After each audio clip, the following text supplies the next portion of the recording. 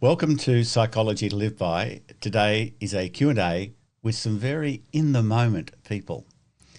Our topic is time, and our participants have watched the podcast In the Time series, which you can see or listen to at my website, drchris.life. I'll do a quick summary now of part one, Is There a Time Famine?, before we go into our Q&A. How we perceive time is very changeable, and it makes a big difference to us. It impacts our mood, our well-being, our productivity, and our sense of meaning and purpose. We start in the first podcast with the question of whether in fact we have less time in modern life, whether we suffer from the so-called time famine. So between 60 and 80% of Western country adults report feeling that they don't have enough time. And unfortunately, feeling stressed about time has been shown to contribute to depression, anxiety and obesity, among many other bad things. So, are we, on average, working harder than our grandparents? Well, the short answer appears to be no. Somewhat surprisingly, it seems we largely create this feeling of deficit. Studies from the Centre for Time Use Research at the University of Oxford show people in developed countries, on average, work fewer hours than they did in the 1980s. Over the past 50 years, men have reduced the number of hours they spend on paid work, increased those in unpaid work, and overall came out ahead with about 50 minutes more free time per day. Women are doing more paid work, reflecting their movement into the workplace, and less unpaid work, producing little change overall. So it appears the time famine for the majority of people is less of an objective reality and more of a subjective feeling. This subjective experience of time poverty is well described by Professor Ashley Willans, who points out that one of the reasons we don't feel like we have as much leisure as we used to, even though we have more, is that our leisure and even our work time is a lot more distracted. It appears we've valorised busyness, and we suffer from a very punitive idea that leisure is wasteful and perhaps self-indulgent. We've confused productivity with self-worth, which makes the option to rest, sit and be still often fraught with guilt and disquiet. This tendency to busyness has been supercharged by technology and social media. Even our leisure becomes work as we engage in time deepening. We seek to do it all, to see it all, and to have it all now. How does leisure typically look in our digital world? It tends to be broken into tiny pieces throughout the day, rather than experienced in blocks. Various authors refer to this as time confetti. And what we're actually doing, and what are we actually doing with these bits of time? For most of us, digital devices fill all these gaps, pulling us out of the present and undermining our ability to enjoy the leisure we have. We're constantly aware of the things we could be doing that we're not. So we are chronically, psychologically in deficit. In summary, we have chronic anxiety about time. The leisure time we have is scattered across the day, and we've turned leisure into an instrument for productivity rather than an end in itself. Alrighty, so that's enough for that in terms of summaries. And what I'll do now is, as usual, invite reflections, insights, questions, challenges from, as I said earlier, three very in the moment people, and let's see who'd like to start. I'm going to be very in the moment. I can start. Fantastic. I wrote down and had circled that productivity equals self-worth. That just resonated with me quite a bit, and that I'll find at the end of the day focusing on, well, I didn't do this, I didn't do this, I didn't do this, opposed to looking at it, shifting the mindset to, well, here are the things that I did accomplish. So I come back to this banner of like not good enough, and that lack of productivity of being a failure, when it's like, really, if you think about it, like, no, it's shifting the mindset of what I did accomplish, what was those accomplishments being that productivity. So what I might ask you, Dr. Chris, is what you would suggest for folks like me, tools to address that negative self-talk. Yeah, I don't think anyone else has this problem, Karen. I think it's just you. Clearly. Yeah. No. Obviously, this is what you're talking about is at the heart of this podcast,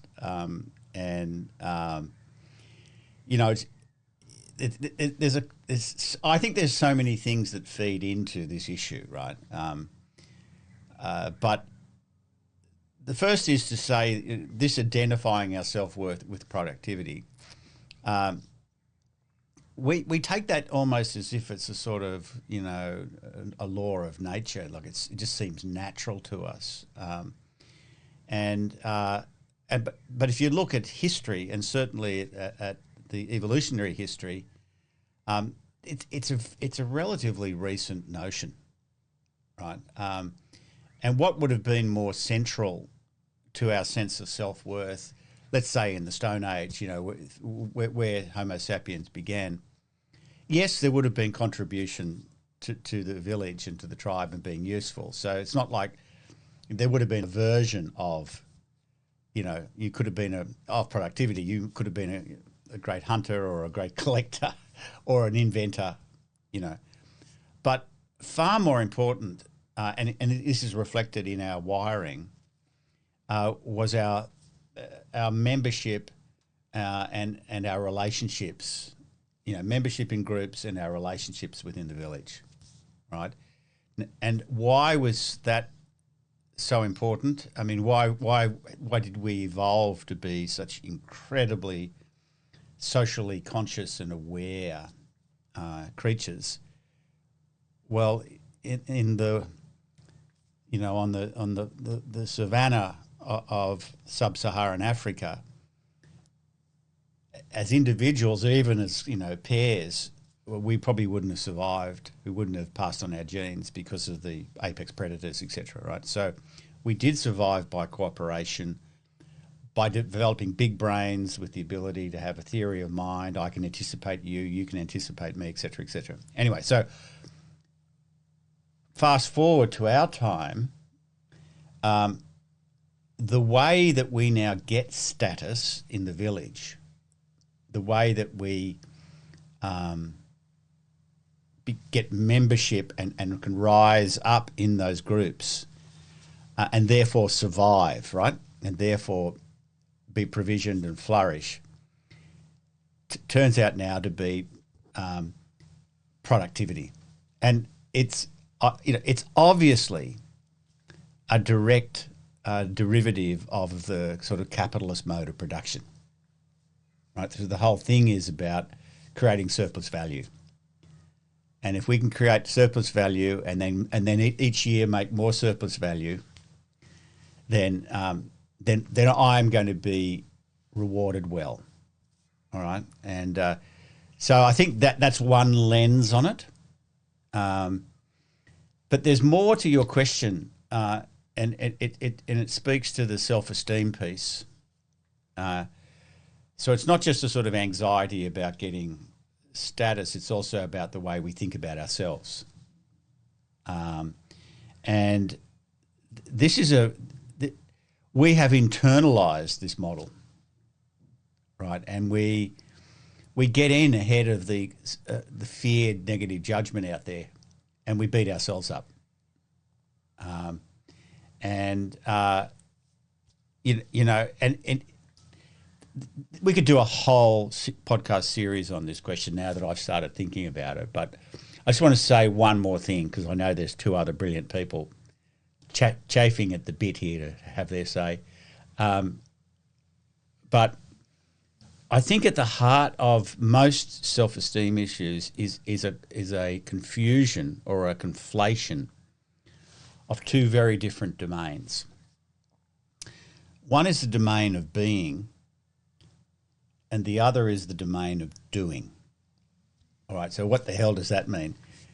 The best way I can think about this is by way of analogy. You're a parent, are you not, Karen? And you will have a great memory, I'm sure, or many memories, of holding your newborn, cradling the newborn in your arms. Is that correct? Absolutely. Yeah. Yeah. And it's an extraordinary experience, isn't it? Like, as you gaze down into the unwavering eyes of this new creature, I bet you have strong feelings of love and awe. Is that correct? Yes, Yes. for sure. You'd be pretty psychologically damaged if you didn't. Now, you weren't feeling that sense of the value of this being, because your son or daughter was doing anything, was achieving anything, was being productive. You were doing it because that's the value that's inherent in the essence of our being. Right. Yeah. And I would argue, of course, that doesn't change at all across life. That it's unchangeable, in fact. But somewhere along the line, we begin to lose sight of that, both within ourselves and sometimes with others. And we only start valuing ourselves and others for what we do rather than who we are, right? And so, in my view, I understand the self-esteem issue because it gets linked up with our survival and our sense of, getting on in the world. But I always view this as our self-esteem issues as delusions, that you can't improve on this. And so for most adults, our task is what I call unimproving. It is getting off this feeling like I've got to do stuff in the world so I can feel okay about myself, right? And to find more our connection with our sort of our quality of being that we were born with. If that makes sense. So that's a lifelong task, that one. No quick answers. Yeah. I love that unimproving. That's like, yeah, that's a practice as It is. It is. And, in our parenting, it's good to remember, it's wonderful when kids do stuff and it's great, but we ought to keep their attention maybe on the tasks rather than on how great they are. Because that reinforces this thing of my self-esteem is linked to my self-image of whether I'm good or bad sort of thing. We want to direct people's minds away from that so they're more free in the moment and they get more intrinsic motivation by being absorbed in things rather than self-reflexive. Yeah. All righty. Who's next? Well, going along with that theme of kids and the continual partial attention. Yes. Or the confetti of pleasure. Yeah. That's what my 7 and 10-year-olds are constantly in. Yeah. So trying to get their attention to have blocks of leisure is literally impossible. So what do you recommend? Well, kids are a bit different to adults. I know you've realised this. Really? Yeah. So they're strange creatures in a way. I mean, or they seem strange to us. For example, you're right. They can be quite highly distractible, right? And they jump from one thing to another. But there are other times when they become completely and utterly absorbed. Like they could be watching, I don't know, something on a screen, and they're actually demonstrating a thing called catalepsy. They might have a spoon of food in resting in midair that might stand there for 5 minutes because they're so absorbed in what they're watching, right? So they can be very in the moment and absorbed, and they can be highly distractible, all right? There's still a whole lot of developmental stuff in their brains that has to occur for them to be able to really focus the mind on something that doesn't naturally just grab and maintain their attention. All right. There's a whole lot of development, the wiring up of the frontal lobes with the rest of the brain and so on, which we don't need to go in except to say that partly that the rest of the day when they're not really super absorbed like this, they're just in constant, the world for them is like a lolly shop.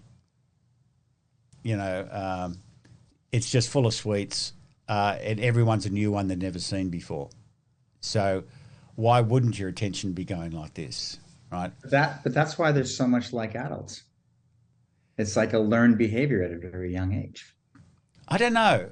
I think that stuff maybe is not learned. You like kind of talk about this confetti of leisure, and that just reminds me of my two girls. They're in a complete confetti of leisure. So I would Yes. hypothesize that it's a learned behavior from young Maybe. and Oh, being I see. daydreamers and all that stuff. I see where you're going. It may I'm well going be. nowhere. I'm just pointing it out. No. But I was perhaps down a slightly different line. I'm just wondering whether there is something to that actually, whether this generation of children being raised in a digital environment are being inducted earlier and earlier. That's an interesting thought actually, and it's quite likely.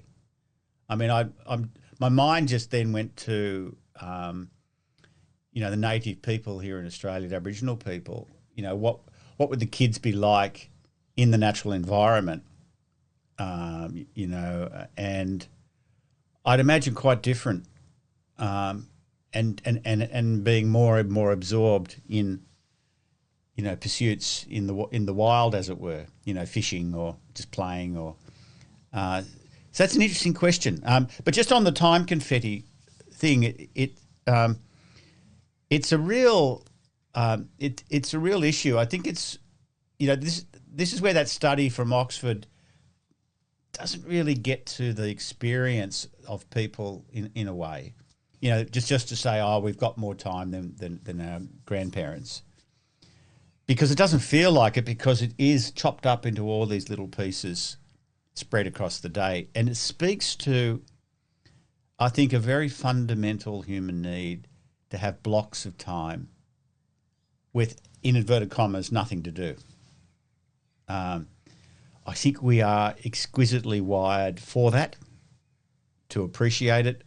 Now, the nothing to do allows the mind to do what's also designed to do. The default mode network of our mind, given a chance, will just wander and will daydream and will think of stuff and will invent things, right? And so the creativity piece is implicated here as well, that we actually need blocks of time to ponder deeply. But you've got me thinking now about kids, Terry, and about whether, in fact, they're being inducted into this cutting up of their experience into too many pieces too early. I suspect you're right. I think they are, which is why I think when they do daydream, it's a very positive thing, and we should let them do it. Correct. Because yes, everything else is so crazy, right? Exactly. And I don't know whether this is a phenomenon in Canada, but I know in Australia, I've forgotten what it's called, but there are some businesses out there that basically take kids out into what we call the bush, into the woods, and let them play. And it's really unstructured. And the kids invent their own games, and they climb trees. They do, what most parents would now think of as dangerous things. The kids absolutely love it, and it really settles them down. And it's the unstructured nature of it that seems to be the really critical thing. And having open time, yeah. It's interesting, isn't it? Do you guys have something like that in Canada? Yeah. Yeah, and it's obvious when you think about it that this is a real gap for kids raised in highly industrialised urban environments. Sometimes friends or visitors bring their kids here, and because I'm in a rural area, but the kids come from the city, and they look in the vegetable garden. They've never seen the way that corn grows, or they're very removed from the natural world. Yeah. Anyway, that was a sort of meandering answer, but I think we touched on a few useful things there, which leaves you, Colleen, and of course I'm breathless with anticipation. Well, I think my initial thought when I listened to the podcast was the number of people that I have heard talk about how hard they work and how, the self-important piece of it, which Yes. made me think, and when you were describing how really we don't work that much harder than, people many years ago. But I think that there's a self-important piece of it. And I think, as you mentioned a few minutes ago, I think that in general, it's what is really important. We put people on a pedestal who have accomplished so much, and it needs to pull back. And yeah, I mean, I have children on a different level than Terry, but in terms of leisure, I have a daughter who's applying to college, and you just desperately want them to have that leisure time and pull away from everything so that they can really figure out who they are and have that time to do nothing. So I know I touched on 5 different things there, but you did. My aged brain is trying to sort of lasso them all. But what was the first thing you said? The first thing was self-important. Oh, yes, thank you. Yes, yeah. So, yes, it's kind of tragic, isn't it? And this links to what Karen was saying as well, where we tie our sense of worth, but even more so, we tie our sort of ego to how hard we are working, which in itself is a sort of deep mistake, is a kind of mystification, because we should be, if we're going to tie it to anything, we ought to tie it to how effective we're being, or the value of what we're producing, right? Or its contribution, rather than simply how hard I'm working, right? So that's I think that's one deep mistake that we make. Yeah, it's like it's a badge of honor, isn't it? That I worked really hard this week. Yeah, but and what does that even mean? I know. So it's but in a way, it's a kind of, it simplifies a person's existence, doesn't it?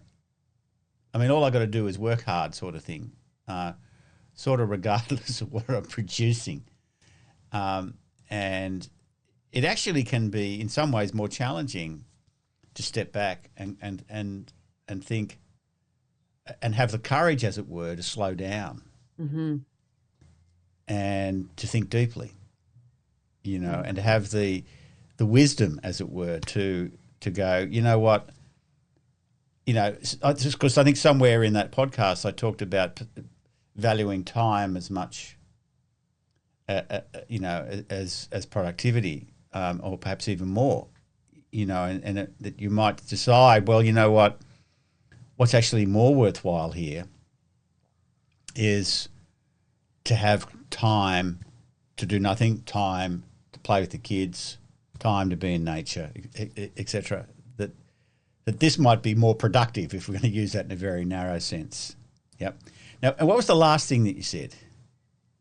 Well, I think it's just exactly what you just said. Right. Now, just having time to really prioritize what's important, really, and not, like Karen said, not beat yourself up. Really be productive on different levels. Not so much about the work you do every day, but just how you want to spend your time, what's meaningful. Yes, and it's interesting, isn't it? I mean, there's another little piece that we haven't touched on, but it flows from what you just said, even when people do that, they then seem to have trouble. I'm talking about them as if I'm not implicated in this. We seem to have trouble in actually relaxing and in enjoying the time. So there's this, it sort of invades very deep our ability to just, because this is this turning of even leisure into something productive.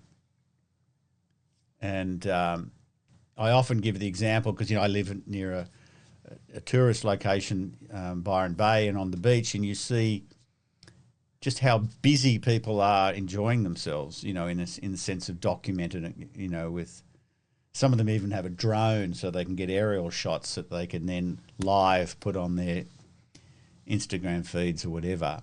And they're on the phone and they've got their laptop or their tablet. There's something deeply wrong about that in my view. But it speaks to, I think, the difficulty people have in just relaxing, or even seeing the value in just relaxing. I agree. Somehow, there's a greed in it as well, I think. This desire for more and more and more and more and more. And if you obviously take a Buddhist lens on that, it's grasping, trying to hold on to experiences. And as soon as you do that, of course, you lose them.